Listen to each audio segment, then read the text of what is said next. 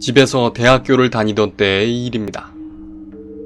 연이은 과제와 발표 등으로 정말 눈코 뜰 새 없이 바쁜 나날이 이어지고 있었습니다. 그리고 얼추 모든 것이 마무리가 되고 겨우 쉴 수 있는 시간이 생기게 되었습니다. 당시 저는 주당 4일만 학교에 가게 시간표를 편성해 놓은 상태였고, 그래서 금요일에는 수업 일정이 없었습니다. 마침 일정이 끝난 것이 목요일이라 주말을 더해 3일간의 휴일을 즐길 수 있는 최고의 스케줄이었죠. 게다가 그 금요일은 공휴일이기도 해서 가족들은 황금 연휴에 맞춰 가족 여행을 간 터라 집은 온통 제 독차지였습니다. 가족들이 저에게 같이 가자고 권했지만 저는 차라리 집에서 푹 쉬는 것이 나을 것 같아 거절했습니다. 혼자서 3일 동안을 마음대로 보낼 수 있다는 것은 여행보다도 더욱 매력적이었던 것입니다.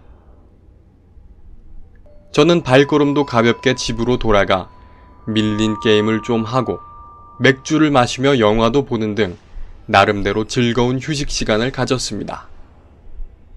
그렇게 밤이 새도록 늘어지게 한을 풀듯 놀았습니다.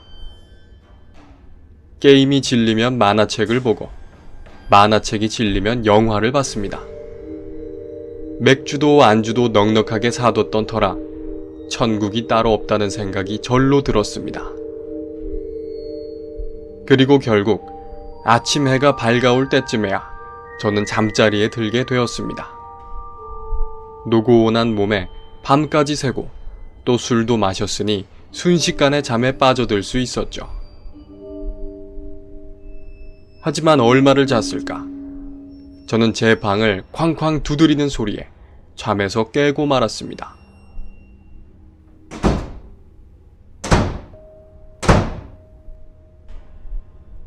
그것은 노크 소리라기보다는 뭔가 문을 부술 듯이 때리는 그런 소리에 가까웠습니다. 하지만 저는 잠결에 당연히 학교에 가라며 어머니가 깨우시는 소리라고 생각했습니다. 그래서 저 오늘 학교 안 가요. 좀만 더 자고 이따 일어날게요. 하고 문 밖을 향해 말했습니다. 밤을 새고 잠깐 잠에 들었던 터라 눈도 제대로 떠지지 않는 그런 상황이었죠. 하지만 그 소리는 다시 한번 들려왔습니다.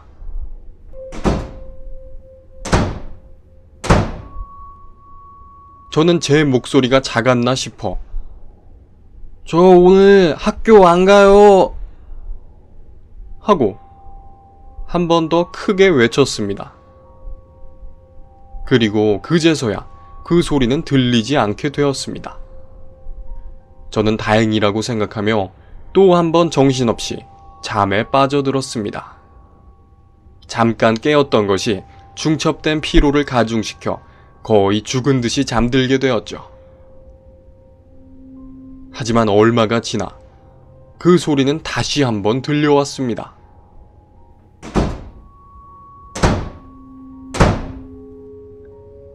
저는 그냥 일어날까 했지만 피로로 찌든 몸은 도저히 뜻대로 움직여주지 않았습니다.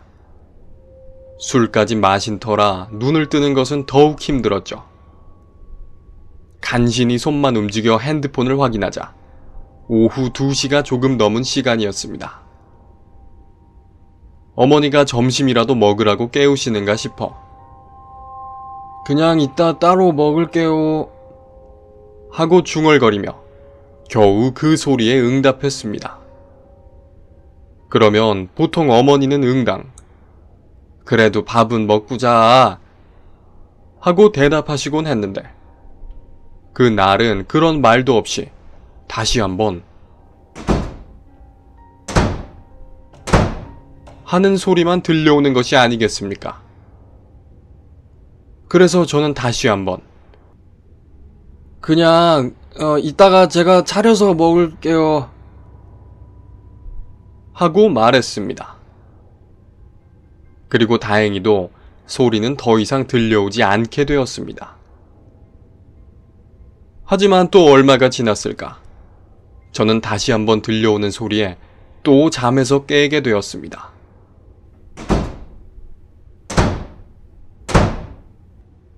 그때쯤엔 잠도 잘 만큼 잤던 터라 저는 아이의 침대에서 일어났습니다. 창 밖이 어두컴컴한 것이 이미 해는 저물어 있었습니다. 저녁이 될 때까지 잠을 잔 것입니다. 아침에 잠에 든 것을 감안해도 거의 12시간을 잤다는 사실이 조금 민망하긴 했습니다. 그래, 깨우실 만도 하네. 하는 그런 생각이 들었던 것입니다. 하지만 고된 일정을 소화한 뒤 하루쯤은 푹 쉬어도 어떠랴 하는 생각에 자꾸만 문을 두드려 깨우시는 어머니가 조금 원망스럽기도 했습니다. 그래서 저는 살짝 투덜거리며 방문을 열고 나갔는데 거실 불은 꺼져 있어 온 집이 어두컴컴했습니다.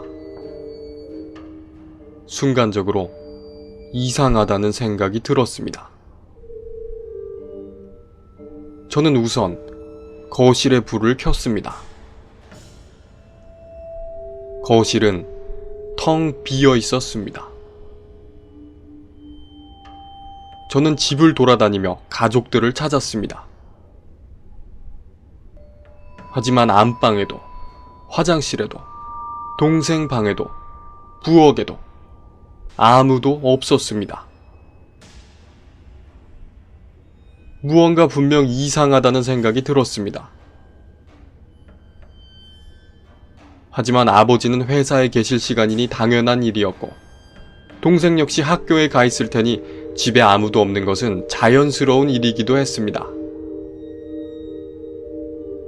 어머니는 아마 같은 동네에 사는 이모를 만나러 가셨거나 아니면 슈퍼라도 가셨던 것이었겠죠. 하지만 저는 집안을 메운 그 고요함이 어딘가 분명 이상하다는 것을 알고 있었습니다. 그러나 그때까지도 그 이상한 느낌의 이유는 눈치채지 못하고 있었습니다. 다만 너무 많이 자서 그런지 몸이 무거운 것 같은 기분도 들었고 목도 마르고 배도 고파 우선 그것을 해결하기로 했습니다. 이상한 기분에 대해 곰곰이 생각해보기엔 너무 배가 고팠던 것입니다. 저는 우선 라면을 하나 끓여 먹고 머리가 멍해 커피도 한 잔 마셨습니다. 하지만 그때까지도 어머니는 돌아오지 않으셨습니다. 저는 조금 걱정이 되기도 하고 묘한 이상함을 지울 수 없어 어머니께 전화를 걸었습니다. 한참 만에야 전화를 받으신 어머니는 어이구, 왜? 이제서야 따라올 걸 후회가 되냐? 하고 대뜸 말씀하셨습니다. 그제서야 저는 가족들이 모두 여행에 갔다는 사실이 떠올랐습니다. 그래도 저는 혹시나 하는 마음에 오늘 아침에 혹시 제 방문 두드리셨어요? 하고 물었습니다. 하지만 가족들은 비행기 일정에 맞춰 새벽같이 떠났을 터라 제 방문에서 처음 쾅쾅 소리가 났던 시점에 이미 집은 비어 있었을 것입니다. 어머니 역시 제 질문에 아니라는 대답을 되돌려 주셨습니다. 저는 우선 가족들을 걱정시키지 않기 위해 대충 대화를 마치고 전화를 끊었습니다.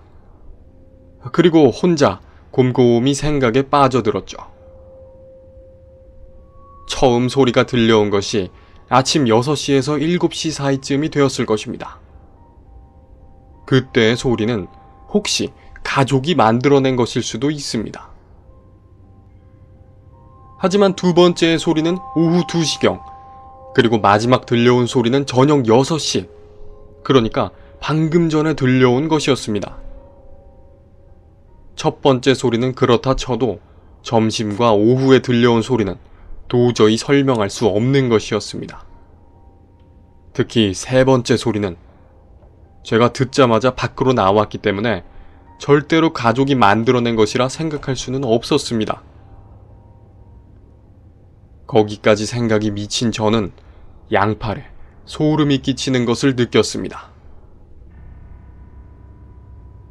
마지막으로 들려온 소리를 듣고 제가 문 밖으로 나왔을 때 분명 집 안의 불은 죄다 꺼져 있었습니다. 가족들은 모두 아침 일찍 가족 여행에 간 참입니다. 그렇다면 도대체 제 방문을 두드린 것은 누구냐는 말입니다. 불과 조금 전에 제가 잠들어 있던 방의 문을 두드리던 저와 불과 2~3m 거리에서 제 방문을 거칠게 두드리던 그것은 대체 무엇이냐는 것입니다. 저는 계속해서 저를 떠나지 않던 그 이상한 기분의 원인을 그제야 알게 되었습니다. 분명 제가 잠에서 깬 것이 그 소리 때문이었는데 막상 거실에 나와서는 집이 비어있다는 사실에만 집중하고 만 것입니다. 바보같이 누가 소리를 냈는지 원인을 찾으려고 하지도 않고 라면이나 끓여 먹으며 그렇게 누군가 침입자가 있을지도 모르는 집에서 멍하니 있었던 것입니다. 저는 당장 자리에서 일어나 적당히 손에 잡히는 대로 플라스틱 옷걸이 같은 것을 호신도구 삼아 집안을 한 바퀴 돌며 수색을 시작했습니다. 하지만 집 안은 역시 텅 비어 있었습니다. 낯선 침입자 같은 존재는 없었습니다. 살짝 맥이 빠지며 그렇다면 도대체 그 소리는 뭐였단 말인가 하는 의문이 들었지만 저는 그것을 뭔가 미스테리한 일로 단정짓기보다는 애써 합리적인 이유를 찾아보려고 했습니다. 가령 윗집에서 들려온 층간소음이거나 혹은 이삿짐을 나르는 곤돌라의 소리, 그것도 아니라면 누군가 현관이라도 두드린 것이겠지 하고 말이죠. 일단 그렇게 생각하니 조금 안심이 되는 것도 같았습니다.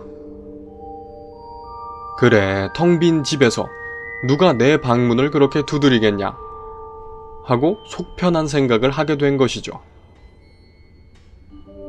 어쩌면 저는 그 황금 같은 휴가를 정체 모를 초자연 현상 같은 것에 벌벌 떨며 보내고 싶지 않았던 걸지도 모릅니다.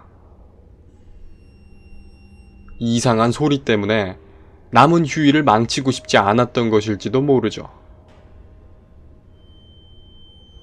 하지만 저는 분명히 알고 있었습니다. 그 소리는 분명히 집 안에서 들려온 것이며 의심할 여지 없이 누군가 제 방문을 두드리던 소리였다는 것을요. 그 반증으로 저는 가족들이 돌아올 때까지 제 방문을 한 번도 닫지 않았습니다. 그리고 컴퓨터를 할 때건 TV를 볼 때건 어디서 조그마한 소리라도 들리면 깜짝깜짝 놀라곤 했죠. 게다가 밤에는 기분 나쁜 불안감, 그러니까 제가 잠을 잘 때 다시 그 소리가 들려오면 어쩌나 하는 그런 불안감에 제대로 잠도 자지 못했습니다.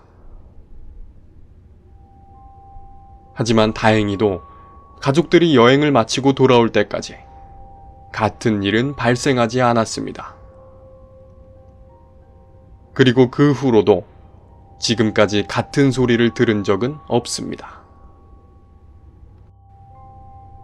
하지만 그 점이 저를 더욱 찝찝하게 합니다. 층간소음이나 이삿짐 센터의 곤돌라 소리였다면 분명 최소한 한 번 정도는 다시 들려와야 할 텐데, 아니, 한 달에 몇 번이나 들려도 이상하지 않을 텐데 마치 귀를 기울이는 제게서 숨어버린 것처럼 그 소리는 다시는 들려오지 않았던 것입니다. 그 점이 저를 묘하게 기분 나쁘게 만들었습니다. 그날 그리도 당당하게 제 방을 두드리던 그 소리는 도대체 무슨 연유에서 생겨난 것이었을까요? 지금까지도 저는 그저 윗집에서 드릴이라도 썼겠지, 혹은 방문 판매원이라도 와서 현관을 두드린 것이겠지 하면서 가끔씩 솟아나는 이유 모를 공포심을 억누르고 있습니다. 그런데 당시 제 방 문에는 제가 장난삼아 붙여놓았던 노크 플리스라는 팻말이 걸려 있었습니다. 혹시 그날 제가 들었던 것은 저를 찾아왔던 정체 모를 무언가가 저를 부르며 노크하는 소리였을지도 모르겠군요. 오늘의 괴담은 여기까지입니다. 아무쪼록 들어주셔서 감사합니다. 부디 즐거운 시간 되셨기를.